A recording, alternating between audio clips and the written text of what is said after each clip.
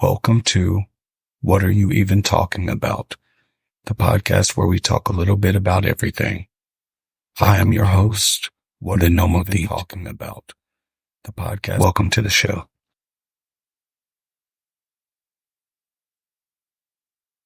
Welcome to What Are You Even Talking About? Podcast where we talk a little bit about everything.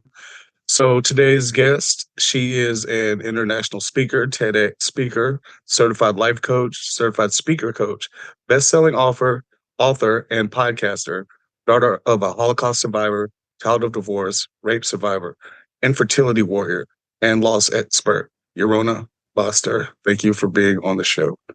Yep, absolutely. Thank you so much for having me. I really appreciate it. Lovely to be here. Okay, so we like to start the show with asking a question from the last guest for the current guest. And that question for you is, who are your heroes and why? My heroes are many and vast because the truth is my heroes are in everyday human beings. It's really hard to pinpoint one particular hero because what I see is heroic acts in many, many individuals that they are not themselves even aware are heroic. So I kind of just get a thrill meeting everyday people. I can pinpoint one in particular. When my mother was dying, I was caring for her, and it was really stressful, obviously. There were a lot of difficult moments. And I remember this one day, she had had her kitchen remodeled, and she had a couple of items left that she wanted to return to Home Depot. And I was like, okay, I'll do it. And, I'm like, but it was very nerve-wracking to like leave her at home alone. And I was like, okay, don't move, stay in the chair. I'll be back. I'll be right back. And I drove to the Home Depot. I'm standing in line and I'm standing behind this woman, and she and the person at the returns desk are just having a conversation, just a nice little calm conversation. And the longer they took, the more I could feel my agitation, rising. And I'm like, oh God, I got to get back to my mom. I got to get back to my mom. And I try not to take things out on other people when I'm agitated.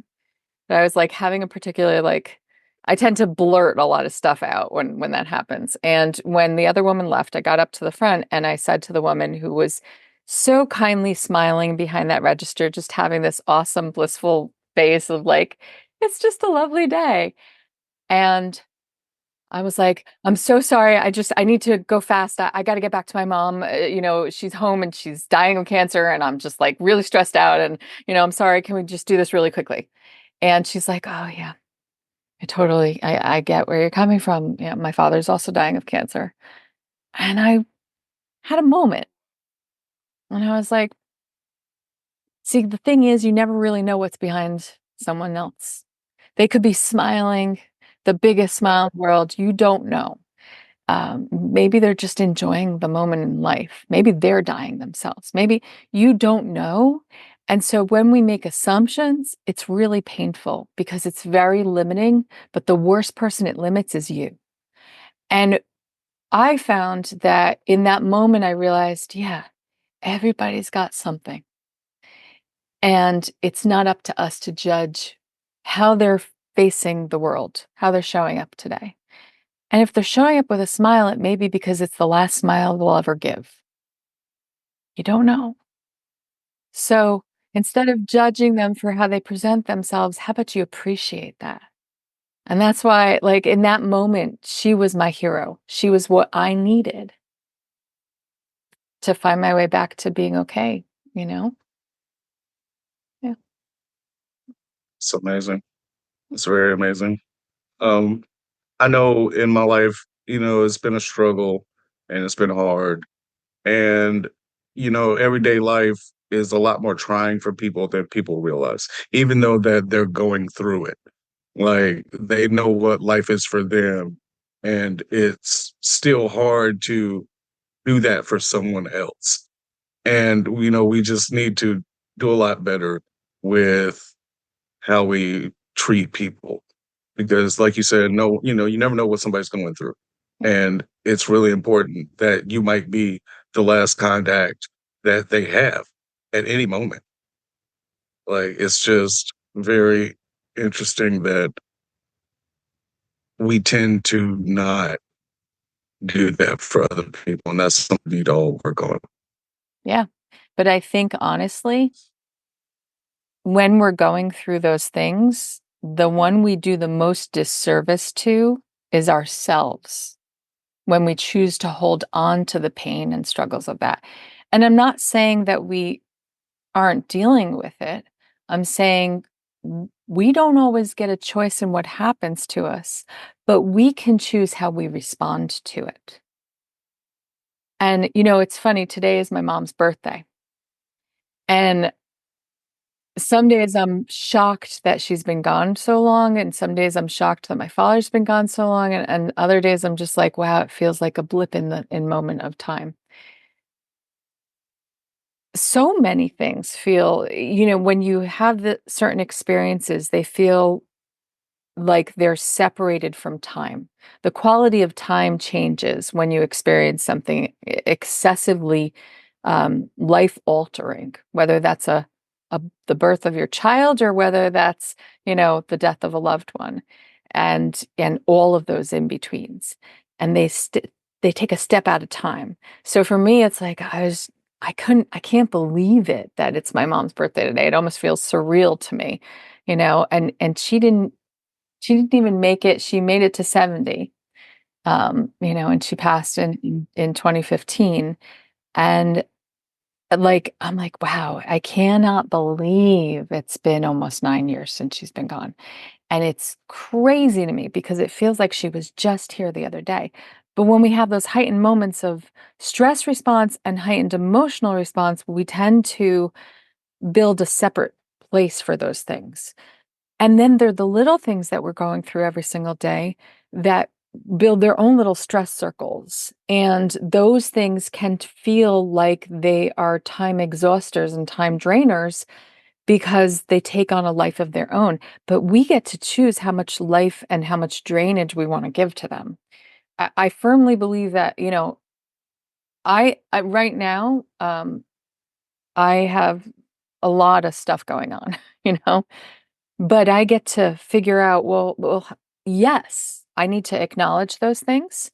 I need to process all the emotions that are coming up. I'm not talking about toxic positivity and suppressing the emotions coming up. I'm talking about actually leaning into the pain of it.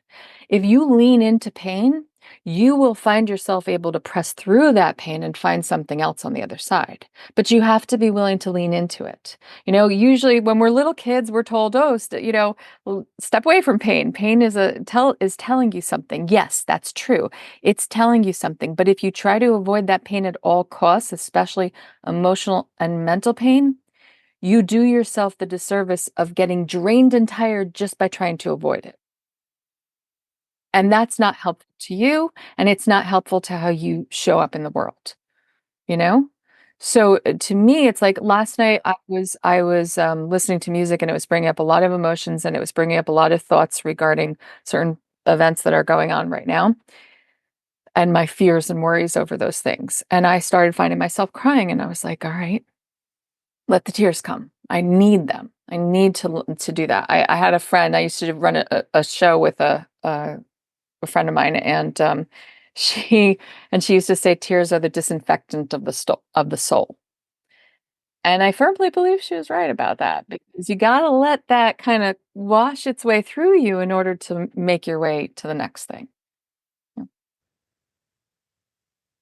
Yeah, I've dealt with that a lot in my life. Uh, I just the other day, I had been stressed out about a lot of things, and I couldn't find a way out at the moment. I felt like I was sinking, and I talked to my mom about it a little bit, and then I cried, and it was like that's what I needed to get through it, because that was like saying that, okay, yes, I acknowledge what's going on. You don't have to feel like that. We've been in situations worse than this and made it through, and we are better for it now. So I, finished crying. I was like, okay, this is better. Now I can move to the next part, to make everything better. And, it's a snowball effect. It really is. It's like once negativity starts, it just snowballs into more negativity. And the same thing goes with positivity. Like if we talk ourselves out of, what we're going through and know that, we have us and we know how to handle these situations. We don't think about how many difficult situations each person has every single day. Like you never know what's coming. Like it's literally a randomizer of life and anything can happen at any moment. So it's like it could be something really big that happened on a random Tuesday where you thought it was going to be a calm day and it turns into something else entirely, and we navigate through those things. We literally, work our way all day through that, and most of us get to be here for the next day. And that means we survived it. That means we did our job as humans, which was to live. And it's amazing how we can do that. Yes. It's And amazing how we can do that. it is so interesting when we project out our fears. We have a tendency to look at things that are going on in our life and start worrying over those things and saying, well, what if this happens? And it's funny, usually the what if is centered around the worst case scenarios. Like, what if this, what if that, what if this? I was thinking about that the other day because of the circumstances of somebody who I love who's going into an extremely risky circumstances where, there's a high risk to her life. And I realized, but okay, here's the thing. I can't control the what ifs, but I can control the what is. I can control what's present in my life. And so if I keep projecting out to, well, what if, what if, what if, I'm not going to be focused on what is currently going on right now. And I can only control what's happening now. I can't control the future. I don't know the future. And it's funny because oftentimes we can look back in hindsight and say, well, I wish I would have done that differently. Well, if you're really focused on the what is occurring right now and you're really truly present, guess what? You have the ability to be a lot more deliberate in how you show up here and now. And then you don't have to have as many regrets when you're in your future self, you know? And I was saying this to somebody just the other day. It's like, here's the thing. We've come up with a cure for many things, but we haven't come up with a cure for life. You know? So it's not an if we die, it's a when. And because we don't have a crystal ball that tells us when we're going to die, if we're constantly trying to seek that when out, we're not going to be really focused on the here and the now, which is literally the only thing in our control, you know? And it changes the way we look at the here and now so that we can be better equipped to handle the potential what ifs. Because why not look at the what ifs and say, hey, what if everything's great and dandy? What if we end up doing this wonderful thing? And what's so interesting about that is it also changes. There's a thing called the emotional contagion. Have you ever heard of that? No? So the emotional contagion, you have? No, I haven't. Oh, you haven't. Okay. So the emotional contagion is um, it's actually regarding mirror neurons that are dispersed across our brain. And it's actually when we catch other people's feelings. Meaning that, like, let's say you're in a market, you're in a supermarket and you're on a long line and there's somebody in front of you who's grumbling about the line and you're just standing there, you're just like, whatever, this is what it is. And they start grumbling and they're like, oh my God, this is taking forever. And then you're like, yeah, it kind of is. And then they're like, oh, I wish they would just move faster, and they start all that. And then suddenly you find yourself getting more and more agitated. You're like, oh yeah, this is really annoying.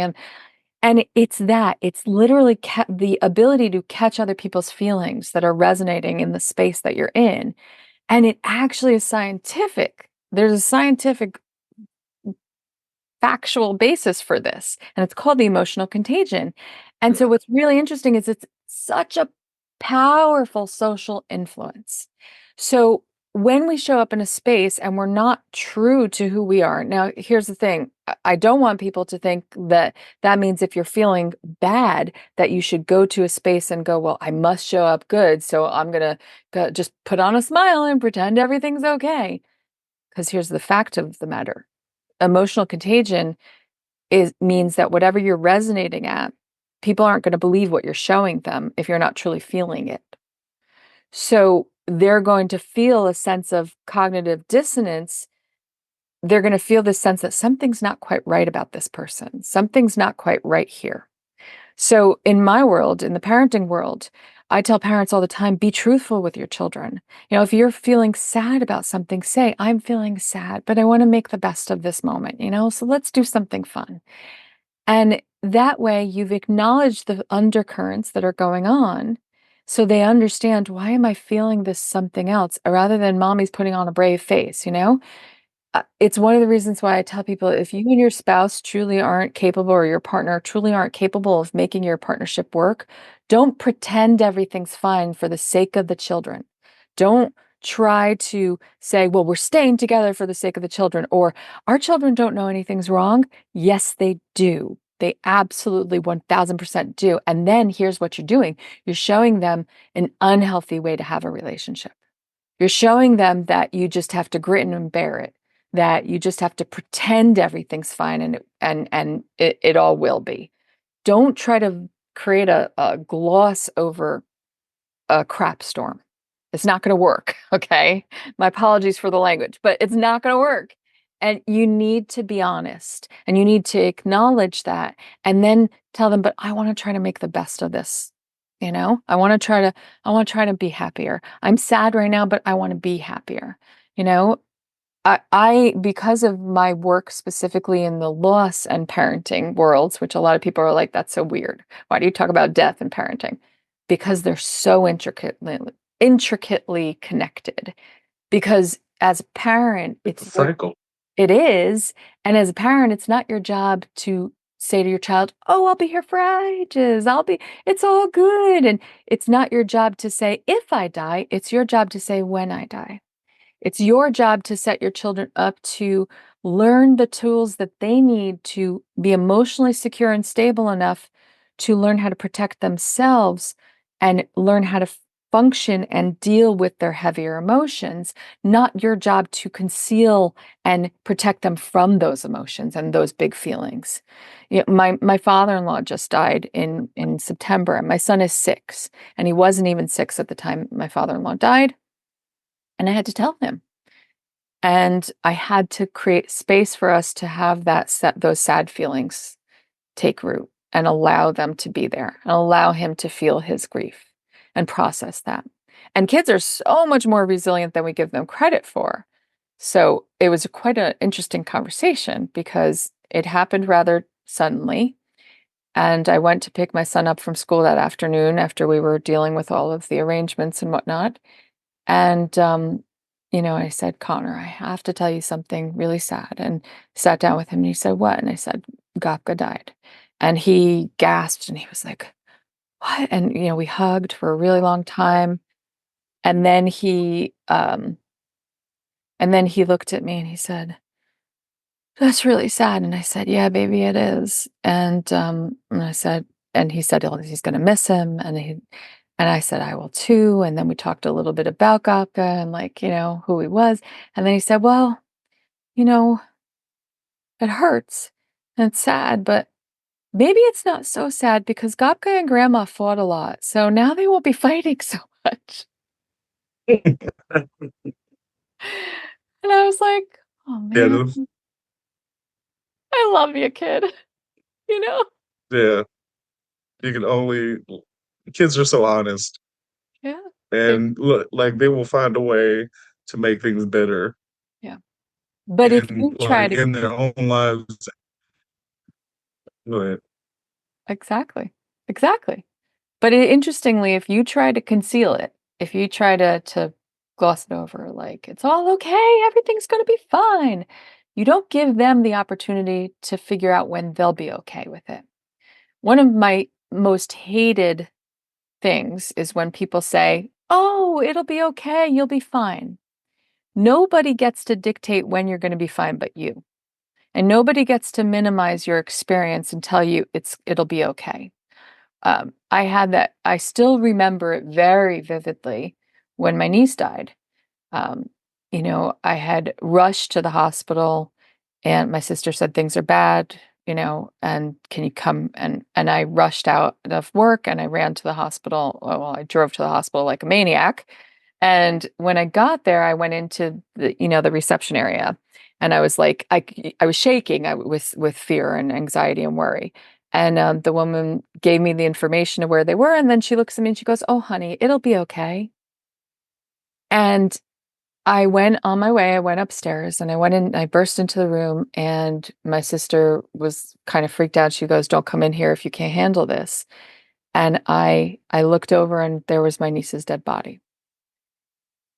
And I was so I mean, obviously I was heartbroken, I was grief-stricken, but I was also angry. So angry at the woman for daring to tell me it'll be okay, because she couldn't make that promise to me. She wasn't in charge of the circumstances. She had nothing to do with it, and what she did in that moment is she minimized my experience of, like, well, she didn't do it, I minimized it based off of how I was responding to what she had said. And Uh, yeah, and it was awful because I was, like, so livid, and all I wanted to do was rush back downstairs, punch her in the face, and go, "How dare you tell me it'll be okay?" So, when I talk about the emotional contagion, I talk about also reading the room and giving space for people's anxiety, worries, fears without trying to placate them or minimize the circumstances. Now, I get it. You're a receptionist in a hospital, okay? And you have to manage all of the stuff that's going on, the heightened stress. But what she could have simply said there was, "I hope it'll be okay." Because her hope for it would mean that she has no control over, and therefore it's a completely different objective. It's completely different phrase that changes the person's receiving it, you know? And I truly believe that we have a responsibility in how we communicate with one another. But we take it so lightly.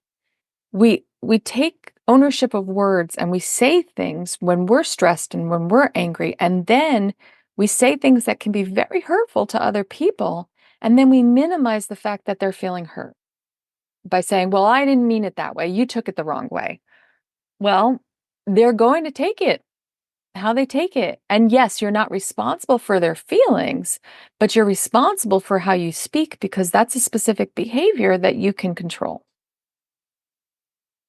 So you have to be more deliberate with how you can control the communication behavior. You know, it's cause and effect. it's it is. It really is. And it's more powerful than people think because it can literally change someone, their entire day. Yeah. And it could have been a great day, and then all of a sudden you just came in and said what you said, and now this person is angry, they're depressed, they're like, it completely changes someone's day. And we have to be better with that. We have to learn that, like, once again, that everybody is going through something. And no matter what that level of stress is, they have the right to feel what they feel about it. And we can control how we interact with them. Like, it's all about control, and we all have it. Like, there's nobody out there that can say that, oh, I didn't mean to do that. But it's like, but you did though. Like, in the way you came about it, there was many action that took place to make me feel you said it a certain type of way or did a certain thing a certain type of way. Yeah, And we're allowed to feel that. absolutely. We're Absolutely. definitely allowed to feel that. And human beings, Like, we make mistakes all the time. Absolutely. yes. But we can apologize for that, and we can say, "I'll try to do better." And that's something, as a parent, I constantly teach about, like, which would we rather be, proactive or reactive? I would rather be proactive. So sometimes I don't always have the answer or the immediate response I need when my son says something or does something. I need to take a moment. and not immediately hair trigger response. Because oftentimes when we're extremely reactive, that's when our worst communication skills come out. So we need to take a moment before we step into it with deliberation. And if we just take that moment, that pause, it's so powerful because it also de-escalates the feelings that are circulating too, to where some of our sanity and reasoning can reemerge in our brains and go like, oh, wait a second, I know it. This is kind of what I feel and I want to say, but I'm not gonna say it. So Yeah. just takes a skill to As a learn. parent, Yeah. Yeah. like as a parent, like myself, I have a little boy and a little girl, and I don't get to live with them because they have two different moms. And so it's a struggle to be able to be honest with them about everything because it's more difficult for us than it is for them. They usually will handle it a lot better than we will trying to tell them that. And then it makes everything a struggle because you're worried about them so much. You're like, what do I tell them? What do I tell them? And they're just like, just tell me the truth. Like, so anytime I'm having a hard problem with my son, he's 10. So like he's paying attention and like he's always watching what you're doing and what you're saying, and he remembers everything. And so it's like if you tell him something, make sure you tell him the right thing because literally he will remember every single bit of it. So, like, if I'm feeling bad, I'll usually, let him know I'm feeling bad and why I'm feeling bad. So he understands, okay, daddy has struggles too. He doesn't find you like he still sees you as a model, but it's not like a Superman where you are just indestructible to everything. You show no emotion, you do nothing. And it literally, they're like, okay, then I have to be like that. And once you put that, thought in their head of I have to be like that, they're starting to do things to try to make that person a reality when in all actuality, you can't have a perfect person. So you can't be that Superman for them. But you can be the person that tells you the truth when they think about you, they'll think, well, daddy tells the truth all the time. So I'm gonna build that in me. Like I'm gonna tell, I'm gonna be truthful because my dad was truthful. And it's literally every child feels that way about their parent. Like they see what you do. They see how you react to things. And when you do that, they learn from you. And that's how they learn from you. That's a part of the survival of man is the fact that we watch things and learn from it. So depending on what we show them depends on what they learn. And we're the first thing that they see doing certain things. So if we do it wrong or we do it in a bad manner, we show them that and they learn that and they keep that with them for the rest of their lives because it was the first thing they learned. Exactly. Yeah. Like that was the key thing that they in their memory, Yeah. and like it's the key thing in their memory. And that sticks with them the rest of their life. I know there's stuff that my grandmother used to do that I catch myself doing now, and I'm like, why do I do that? And I'm like, I did that because I saw her do it, Yes. Yeah. and that stuck with me. I'll be 40 this year, and that stuck with me all the way up until now. So it's a real big impact we have on our children because they're always watching because we are their heroes and we are the people that shows them the world. Yeah. Like, so if you have a person who shows you the world in negative ways, you're going to be more prone to believe those negative things because that's what you saw and that's what you grew up with and that's what you learned. And you just can't, you have to work on how we show our kids being an adult is. That's what I feel I about it. 100%. So what you're talking about is what I call humanizing yourself to your child. Um, because of where we come from, because human survival instinct requires us when we're infants to solely rely on our parents, our parents become larger than life for us. Literally, when you're thinking about it from an infant perspective, they're completely helpless to help themselves. So they're relying on this person bigger than them to help them and to help them actively survive. Then you get to a certain stage where they start looking at you, questioning things. And if you maintain this role that I am the authoritarian in your life and everything I do is perfect and you must do exactly the same, you create a lot of components of anxiety, stress, perfectionism issues, and all sorts of horrible things, depression. I mean, you really, really impede upon their ability to find true growth and progress as a person. But what you can do is you can humanize yourself to your child by owning your mistakes in front of them, by saying, "Ooh, I didn't do that right. Here's how I wish I would have done that." And then they can see that and they can say, "You see, we all make mistakes. We just need to learn from them and try to do better."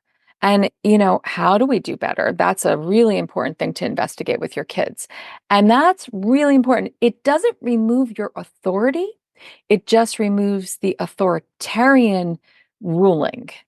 And it creates equal playing field and mutual respect and understanding amongst one another. If my child, so many teenagers go through that phase of trying risky behavior. And when they do, they often hide it from their parents. And one of the reasons is because they fear their parents' anger and disappointment and disapproval. And they fear that so much that they'd rather hide the mistakes they're making from their parents, which could cause more detrimental harm to them. But when we own, like, hey, you're getting older, you're probably going to start trying a lot of risky things out there. And here are some things I made these mistakes as when I was a kid, or here are some things I've heard people making mistakes on. And, one of the reasons why I didn't want to do these things is because I was so afraid. Or, one of the things I went way too far with some of these things is because I was really trying to find myself. And, you need to have these conversations with your kids as they get older because they are going to be on that path too. And, there's a whole psychology to risky behavior behind with the teenage brain, but ultimately it's our job not to protect our children from themselves, but to give them the tools they need to figure out how to create spaces where they can discern for themselves what's healthier behavior and what's riskier behavior and what, the cause and effect of all the behaviors and the way that they proceed in the world. But I think we're so afraid of teaching our kids the wrong thing that we don't understand that everything we do has potential wrong and right implications. There really is no wrong and right. It's just a matter of risk and reward. And it's really a matter of looking at it from a risk assessment place and saying, like, okay, if I choose to do this, what's going to happen? And, what are going to be the consequences of that? So, one of the reasons why, as a parent coach, I do not teach about reward and punishment, but rather I teach about what we call natural consequential discipline. And that is because when we talk about what's that?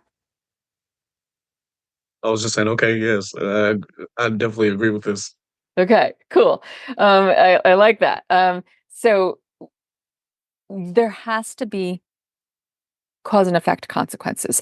There have to be boundaries that we teach our children. Must be. And that's because life has natural boundaries, right? You cannot jump from a plane without a parachute and hope you'll survive. You can't jump from the house and hope, the roof of the house with a cape on, right? You can't run into traffic, get smashed Yeah. by, right? Life boundaries. And then we have societal boundaries. And then we have interpersonal boundaries. And then we have our personal boundaries. When we start to teach those are rules. Those are natural boundaries. Those are real boundaries, and those are created boundaries to create safer life development.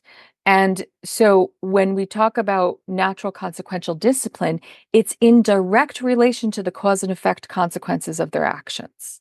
So, for instance, if my child is learning how to play with a toy, and we have been teaching them that they're not supposed to be throwing the toy willy-nilly because it can damage something or it can hurt somebody. And we've now taught them enough about that they understand that. And then when they do throw that toy, they're taking the risk that toy is going to be not available for them to play with because they've chosen to take they need to understand what the consequences are.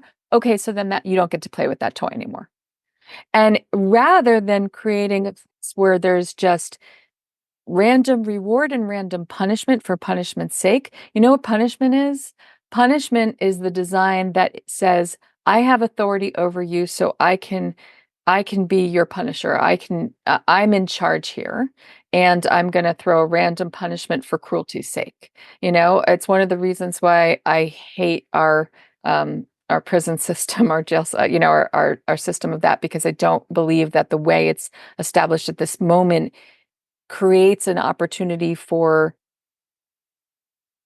figuring out how to create a risk and a risk reward assessment, a consequential discipline, and how to recover from those things and how to move forward and move past those things.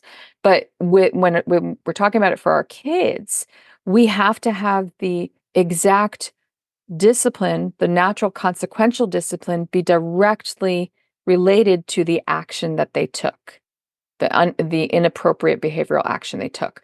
So if my kid is throwing a toy, well, they don't get to play with that toy. Not, all right, that's the last time I tell you not to throw that toy. Now you don't get to watch TV for a week.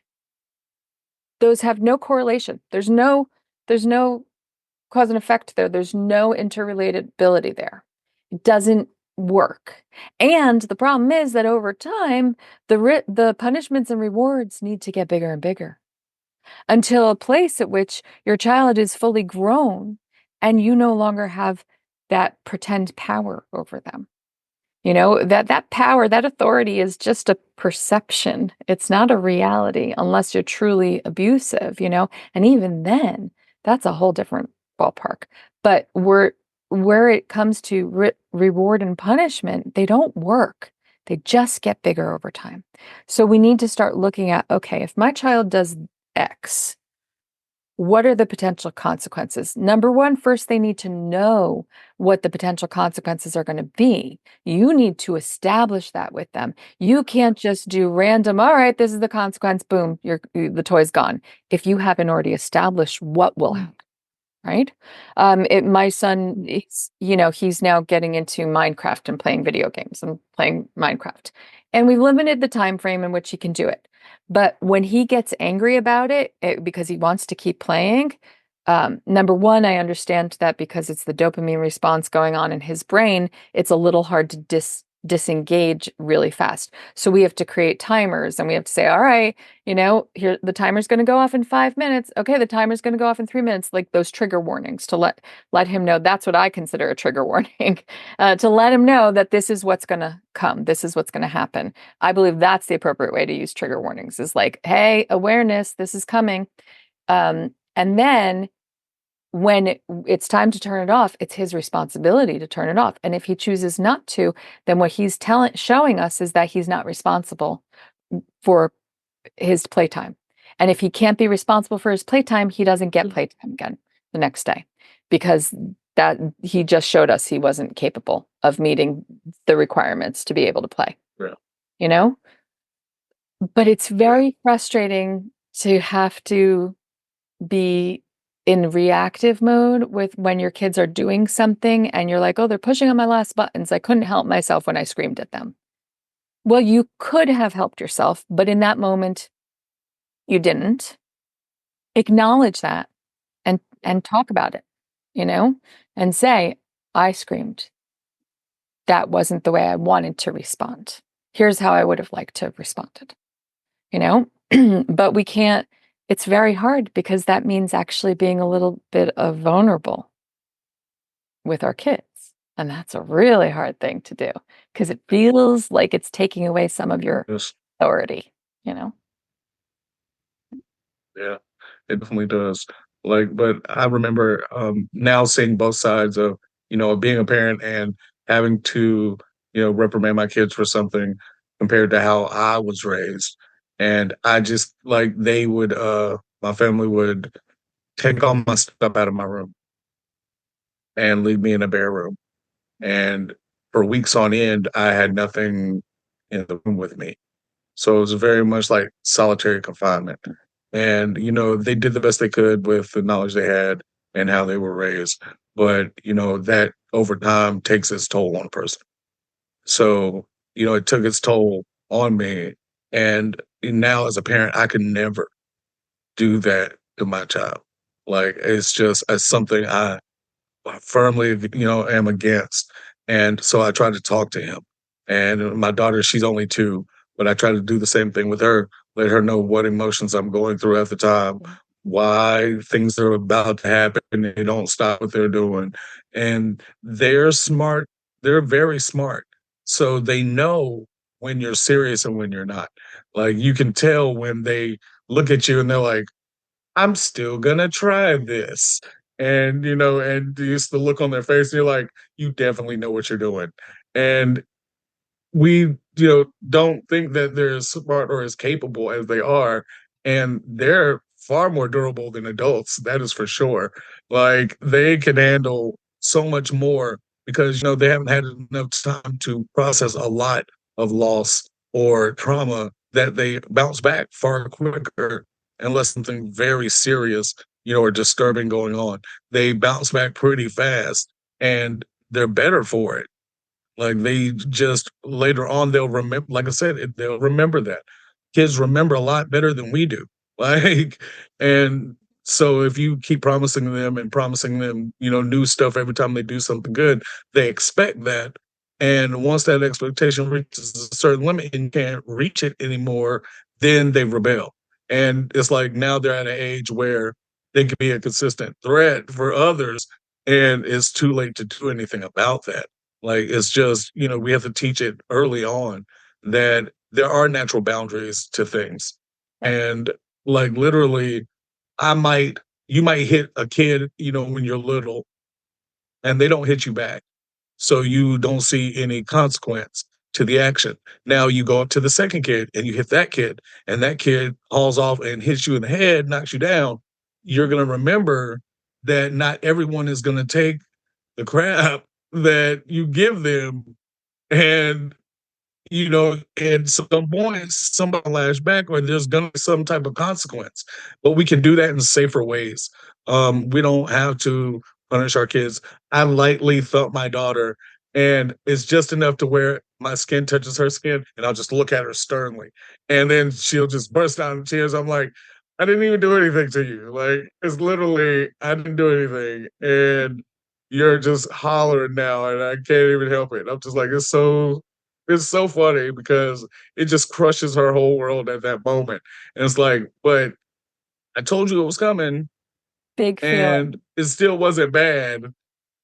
Yeah, Well, but it was definitely big feelings. And I was just like, but it teaches that. It teaches that without being, well, painful.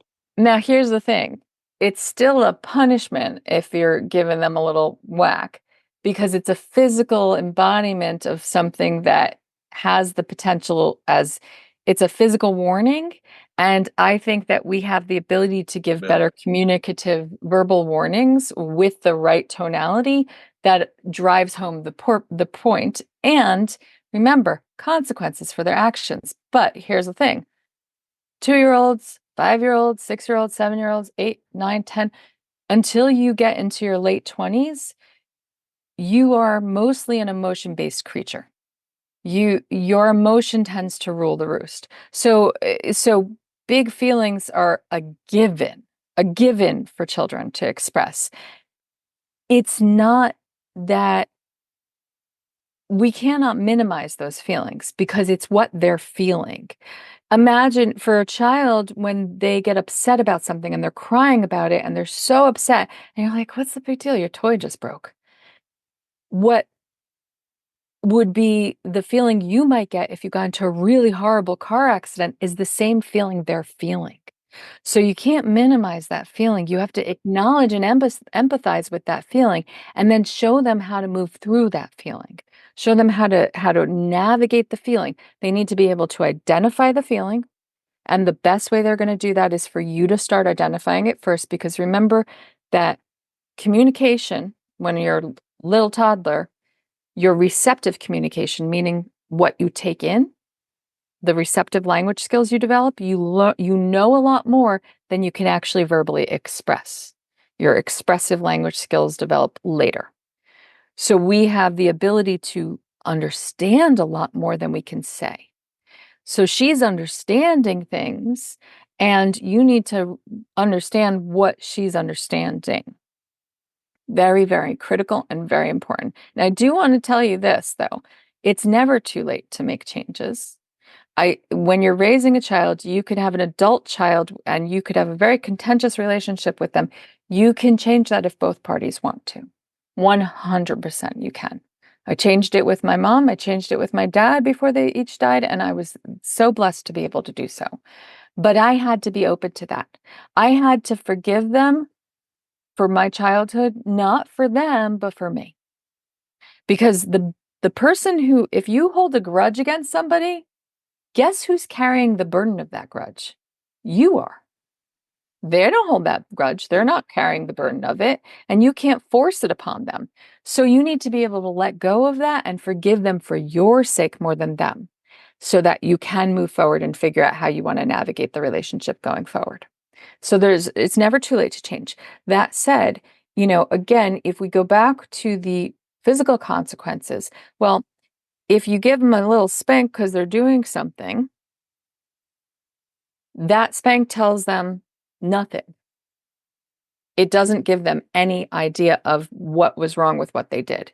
It just tells them it's a behavioral consequence of an action that holds no actual cause and effect component to it. And what that just tells them is that they can't do this thing. So like, let's say our children are, a 2-year-old is trying to reach for something hot, right? Well, we're going to take them away from that. And then they're going to go back and they're going to keep trying to navigate it. We need to tell them in no uncertain terms, ow, pain hurts, like, ow, pain hurts, and, cries and things like that, so that they understand that if by touching the fire, they're going to get hurt. But the hurt shouldn't be coming from you. It should be coming from the understanding of the fire. And they may well be a person who is so determined to touch that fire that the only thing that's going to teach them is getting burnt. And the reason for that, understand, is that children are not born as blank slates. We now have enough scientific knowledge to show that human beings are born with personality traits, behavioral traits, and mental health that is pre-coded in your DNA about 40 to 60%. So when they come into the environment that they're born into, yeah. So when they're born in a particular environment, you have a slight deficit or a slight surplus for how you function with them. And you're modeling in the environment, and then the experiences they have are going to be the other components of their teachings. We also now know, and this is my favorite thing to tell people, it's an awesome statistic, truly mind-boggling. We now know that based off of everybody in recorded history until today, based off of your DNA, your experiences, and your environment, you are as unique as 1 in 4 trillion people. That is how unique you are. So when you take a 1 in 4 trillion person that is your child and a 1 in 4 trillion person that is the parent, and remember, that's one parent to one child. That's not talking about one parent with the other child or one other parent with another child. You're trying to navigate 2 super unique individuals in an 8 trillion experience, okay? And that means that you have to cultivate the unique strategies for that person. If you have a child who's born with a predisposition to that, feels like where sometimes we categorize them as so stubborn. My child is so stubborn. They want to do it. And nothing I could say will get them to change their mind. And then, sure enough, they get hurt, They may well be a person who is equipped to, well, I need to experience it for myself in order to know what the consequences of that are going to be. And then you have to help figure out the right kind of tools to provide for them, and for them to figure out how to provide for themselves in their environment so that they can navigate that desire, that need that they see, right?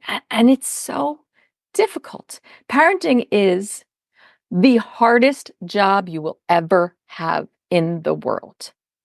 It's not the only job, and it's not your purpose in life, but it is one of the hardest roles you'll ever take on. And it can be extremely rewarding and extremely painful and all the in-betweens. And we have to know that there are people out there who can support us in this. But if we don't have the information to support us, we are just parenting by default. That's all we're doing, parenting by default with what we know. We're using the things that we know. It is up to us to reach for the things that we need to navigate that experience to the best of our ability. And we are a lot more capable than we give ourselves credit for. I agree with that. Um, that opened my eyes some, so that makes me feel better about learning something new every day, and I can use that with my kids because I love them to death, and are they're really cautious children. And it's just naturally like they're not very I'm gonna get burned by this. Well, my daughter is. She is very adventurous, but my son is very cautious. And, he sees that from me. And I literally, because I'm cautious. So, he'll be very more suspecting of things. And it's because he sees it from me. And like, he's a lot like me, but he is so different. He told me that one day. He was like, Dad, I'm my own person. I was like, yes, you are. And I was like, "Yes, you are." I was like, "You have a lot of things that come from me, but you are your own person. And, we're gonna work on that because I want you to be the best person you can be." And so, like, he was like, "Okay." And, like, he just handled it really well, and he's really calm. And, I like that because, I didn't know my parents growing up. I mean, I knew them, but I wasn't raised by them. So, how they acted came through random times with them. So it was like I was never really got to know them as well as I wanted to. And now my relationship with them is far better. And that took, a lot of forgiveness and knowing they were dealing with stuff too. And I realized how much more alike I am to them now and how genes work. I'm like, wow, I wasn't even around my parents and I still picked up these traits. And it's just amazing to me, and to see it in my kids as well. Like, when they do something, I'm like, "Oh, that's me all day." It's like, I can't be mad at that because he got it from me, and so I have to let it go, and I have to handle it better than my parents did. And, like, it's so much more fun with my daughter because, like I said, she's 2, but we taught her sign language early on. So she knew how to express herself very well, and she could tell us what was going on more so than most babies. And she just lights up my world because she's so inquisitive. Like, she will test you and test you and test you and test you and test you, and just be man, be man, be man. And I'm like, and as a person who myself, well, I have big emotions. Like, tend to like I was a theater person. Mine are very dramatic and is very loud. And it's amazing to me that, until you're about, in your 20s that you have big emotions. Like, it's just everything is crucial to you because it's your whole world at that point. Yeah. Like, it's literally your entire world. And people don't realize that kids see us like almost in a godlike way. Right. It's, we provide for them. We give them everything they need. We teach them about the laws of the land and the laws of the universe. Everything that they are comes from us. And we have to be careful about what we put into them. Yeah. We definitely have to be careful because it can literally change an entire life that could have been entirely different if it had been, navigated in another way, or their experiences or what we taught them were different. And the only person we can be upset with is ourselves when something goes awry. Yeah. 100%. And, it's funny that you said that, like, I always think about like with great power comes great responsibility. And that is the height of truth when it comes to parenting. You have a responsibility and a Yeah. duty. You don't have a power trip going on here. And if your ego is leading the way, you need to set it aside. You need to tell it to take a back seat because your ego can't be involved when it comes to parenting. But oftentimes, one of the reasons for that is because of the feeling of insecurity. Like, I don't feel like I have control here, so I'm going to take control by making myself feel more powerful than them. When the truth is that the biggest power you can actually wield is to be truthful and express your emotions to your children and let them see those mistakes that you make. And the other thing I want to address too is what you said about your son. And I think it's really adorable, like that, he is who he is. He has certain genetic traits that make a lot of sense. And when you double down on some of those traits, yes, you're right. Then environmentally, that's a doubling down of it. And he's going to learn that both environmentally and genetically, right? And then he's going to be even more predisposed to it. But what's so interesting about emotional processing is that we can show them that it's all right to have emotions and continue forward in our lives. And I think that's probably the most important things kids can learn because the reason why our emotions are driving the car when we're young and into our 20s is because our prefrontal cortex, which deals with decision making, impulse control, and critical thinking, isn't fully developed. So the more we can show them, here's how I process my emotions. Now I need to get my critical thinking back on board and figure out how I'm going to deal with this circumstance. And so it's important that they both see the ability to process the emotions, not repress the emotions, but process them and then keep functioning. What worries me in this current day and age is that we've given a lot of these safe spaces and trigger warnings for our young ones. And what they're telling us now as they grow older is that their emotions should always take top priority. And they should always have safe spaces in which they can function. And what that's telling me is they don't have enough critical decision making to deal with processing their emotions and then keep functioning in the world of the reality of the world. I'll tell you this. I was very upset one day because, well, I was very upset in 2016 after the election and the results of the elections. I was so upset I was crying that night. But I was like, got to get my big girl pants on and go to work and do my thing. And I have a program to run. And I drove to work, got there, got into my office, was at my desk, and one of my staff came in and she was like shaking her head. And I'm like, what's going on, Maureen? And she's like, oh, I just got off the phone with my son. He was at university. And they decided at his university to give the students the day off from classes to process the election. And I'm like, what? And she's like, I know. We are we are bubble wrapping people. And guess what happens when something inevitably comes along to pierce that bubble wrap? You're not going to have built up enough of the calluses to handle that circumstance. And so the reason why I get everybody to try to understand that it's all about loss is because it's the one inevitability we cannot escape.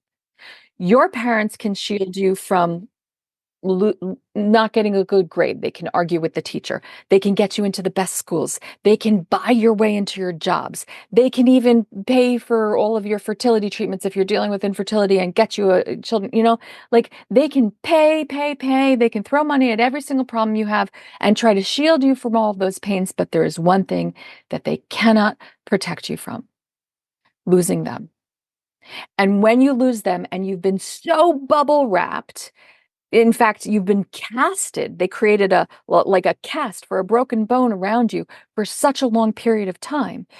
When that cast inevitably breaks, when the bubble wrap breaks, you are going to be left in a state of complete incapacity to be able, just total dysfunction to be able to handle that situation.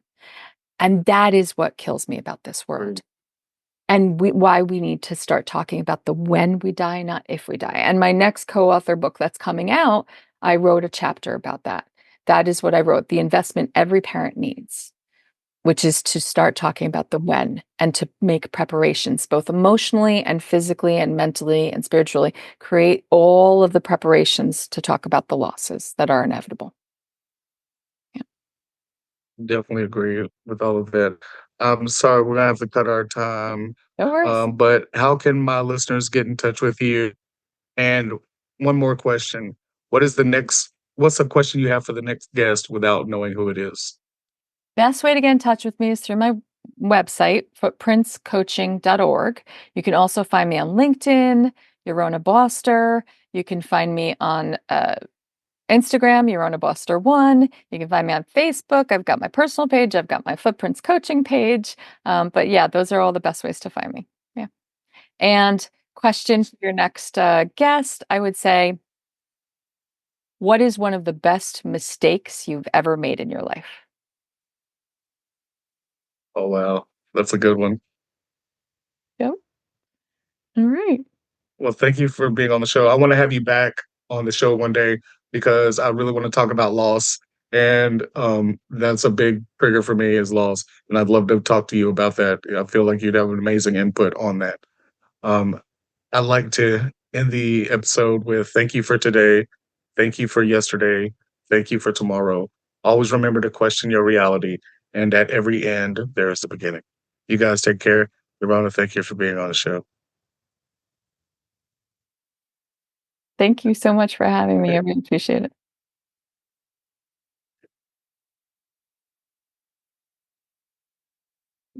Stop.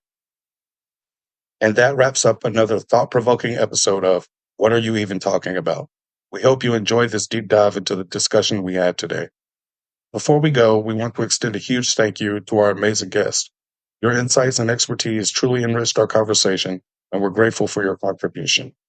And of course, a massive thank you to you, our incredible audience. Your engagement, questions, and feedback make this podcast what it is. As we wrap up, let's take a moment to reflect.